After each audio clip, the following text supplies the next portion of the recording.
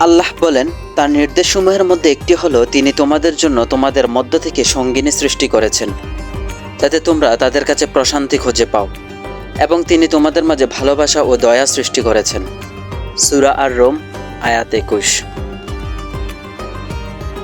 লক্ষ্য করুন, আল্লাহ বলেন মাওয়াদ্দাহ মানে ভালোবাসা, এবং রাহমা যার অর্থ হচ্ছে দয়া। এই দুইটি হলো সুস্থ সম্পর্কের মূল স্তম্ভ।